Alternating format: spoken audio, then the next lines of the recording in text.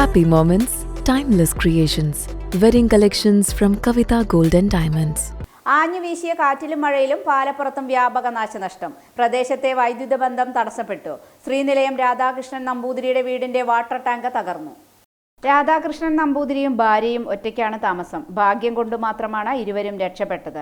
വൈദ്യുതി കമ്പിയുടെ മുകളിലേക്കാണ് മരം കടപുഴകി വീണത്. പല്ലാർമംഗലം ദക്ഷിണാമൂർത്തി ക്ഷേത്രം റോഡിൽ ശ്രീനിലയം വീട്ടിൽ രാധാകൃഷ്ണൻ നമ്പൂതിരിയുടെ വീട്ടിലെ വാട്ടർ ടാങ്ക് പൂർണ്ണമായും തകർന്നു.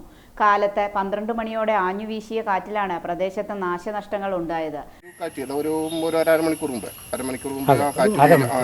കാറ്റും മഴയും കൊണ്ട് ഈ ഒരു മരം വീണ് അതിലേക്ക് ടാങ്കിലേക്ക് പോകേണ്ട ഇതുണ്ടായിരുന്നില്ല. ടാങ്ക് പോയി, പിന്നെ അവർ വീട്ടിലേക്ക് അങ്ങോട്ട് ബാധിച്ചില്ല. അങ്ങനത്തെ അപ്പം ഇതെല്ലാം കംപ്ലീറ്റും ഇതായിട്ടുണ്ട്. പിന്നെ അതുപോലെ അവിടെ ടാങ്കിൻ്റെ അവിടെ വീണിരിക്കുന്നു. അപ്പുറത്തോടെ പുള്ളിക്കാര വീട്ടിൻ്റെ ആ ഭാഗത്ത് തെങ്ങ് വീണിട്ടുണ്ട്. ഒരുപാട് നാശനഷ്ടങ്ങൾ ഉണ്ടായിട്ടുണ്ട്.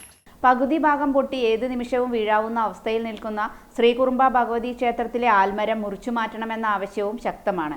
സമീപത്തെ മറ്റൊരു മരം റോഡിലേക്ക് പൊട്ടി വീണു. അപകടകരമായി നിൽക്കുന്ന മരങ്ങൾ മുറിച്ചു മാറ്റേണ്ടത് സ്വന്തം സുരക്ഷയ്ക്കും മറ്റുള്ളവരുടെ സുരക്ഷയ്ക്കും അത്യാവശ്യമാണ്. നഗരസഭാ കൗൺസിലറും ഇലക്ട്രിസിറ്റി വകുപ്പ് ഉദ്യോഗസ്ഥരും സ്ഥലം സന്ദർശിച്ചു.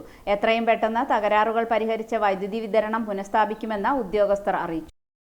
ഉച്ച ഒരു 12 മണിയോടെയാണ് ഇത് സംഭവിച്ചിരിക്കുന്നത്. എന്തോ ഭാഗ്യം കൊണ്ട് കമ്പി ആയതുകൊണ്ട് ആ ഒരു ഭാഗം ഒന്നും പറ്റിയില്ല. ഇല്ലെങ്കിൽ കംപ്ലീറ്റ് ആയിട്ട് പോകേണ്ടതാണ്. കമ്പി ആയതുകൊണ്ട് നിന്നു.